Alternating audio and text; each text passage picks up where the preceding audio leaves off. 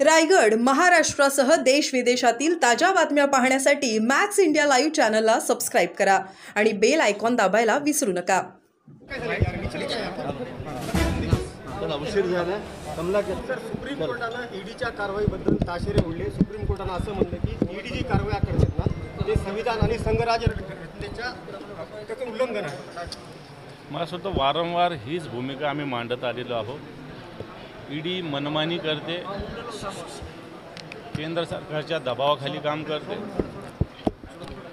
ज्या पद्धतीनं अटक करणं, अटक केल्यानंतर वर्ष 2-2 वर्ष जामीन न देण्यासाठी प्रयत्न करणं आणि या सगळ्या गोष्टी जर बघितल्या तर ईडी ही केंद्र सरकारची पटीक झालेली आहे आणि सुप्रीम कोर्टाने याच्याविषयी भूमिका मांडली। मला असं वाटतं याचं स्वागत सगळ्यांनाच केलं पाहिजे। सर, अंदाज समितीवरती जे काही आरोप झालेले आहेत धुळ्यामध्ये पैसे घेण्याचे, त्यावरून सीएम साहेबांनी सांगितलं की आम्ही SIT लावलेली आहे, पण ते पारदर्शी तपास होईल काय संदर्भात? हे पाहिजे, हे तर सत्य आहे की अंदाज समितीचा दौरा आहे, तिथं काही रक्कम कोट्यवधी रुपयाची रक्कम सापडलेली। ही रक्कम का आली, कोणी आणली, रूम कोणाची होती? आता मी इथं या रूममध्ये राहिलेलो आहे तर इथली जबाबदारी माझी आहे। या रूममध्ये काही असेल तर इथली जबाबदारी माझी आहे। मला असं वाटतं त्याच्यामुळे ज्याची रूम असेल त्याची ती जबाबदारी, त्याला सगळ्यात आधी अटक केलं पाहिजे। या व्यक्तीला सगळ्यात आधी अटक केली पाहिजे, मग सत्यता बाहेर येईल। SIT होत असतात, वर्ष 2-2 वर्ष त्याच्या चौकशा चालत असतात, लोक विसरत असतात आणि म्हणून त्वरित सगळ्यात आधी इमिजिएट कारवाई, ज्याची रूम होती त्याला अटक केली पाहिजे। सगळ्यात पहिली भूमिका आम्ही ठेवलेली आहे। अर्जुन खोतकर असं म्हणतायत की आमचा काही त्याच्यामध्ये रोल नाही, आम्हाला बदनाम करण्यासाठी हे षडयंत्र आहे। हे बा, अर्जुन खोतकर काय म्हणतात मला माहिती नाही, पण ही रूम कोणाची होती? उद्या मला सांगा, ही माझी रूम आहे, माझ्या रूममध्ये काही कसं असू शकतं? असेल तर मी यायच्या आधी आणून कोणी ठेवलं का? समजा ठीक आहे, त्याला माझं, मी त्याला माझं नाही मी म्हणेल, मग मी यायच्या आधी कोणी ठेवलं का इथल्या अधिकाऱ्यांनी, कोणी काय, हे पण बघितलं पाहिजे ना।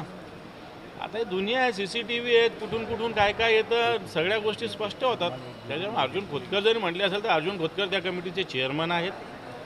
ती कमिटी त्या गेस्ट हाऊसला थांबणार होती आणि त्या गेस्ट हाऊसला हा पैसा सापडलेला आहे, त्यामुळं या पैशाचा संबंध या समितीच्या दौऱ्याशी आहे। एक एक विषय घ्या तुम्ही। अर्जुन खोतकरांना फडणवीस वाचवत आहेत का? मी कोणाच्याही विषयी व्यक्तिगत बोलणार नाही, परंतु अशा पद्धतीनं कोणत्याही समितीमध्ये माल प्रॅक्टिस होत असेल, भ्रष्टाचार होत असेल तर अशा समितीच्या जे काही कार्यवाही आहे त्याची चौकशी झाली पाहिजे आणि कारवाई झाली पाहिजे। सर, बीडला 600 पोलीस कर्मचाऱ्याच्या बदल्या झाल्या। रुटीन प्रोसेस आहे प्रशासकीय। मला असं वाटतं जर बीडच्या SP-ने त्या चांगल्या पद्धतीने केल्या असेल तर त्याचं स्वागत केलं पाहिजे।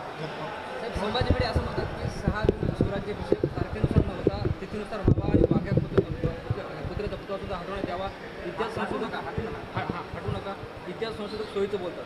थोडं हे पहा, तिथीविषयी तर आमचंही म्हणणं तेच आहे की शेवटी तारखा आणि तिथीमध्ये फरक आहे।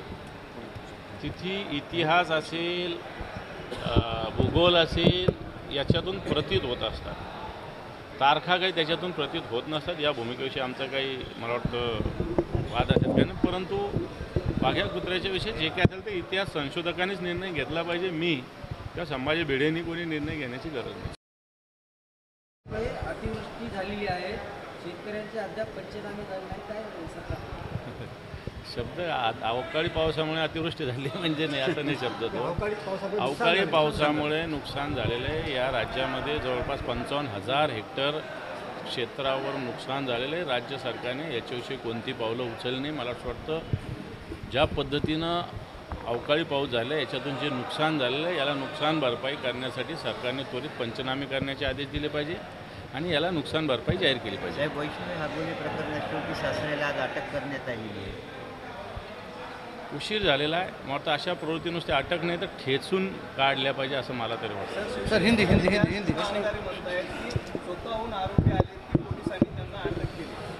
आहे, आता त्या बोलल्या। सर, हिंदी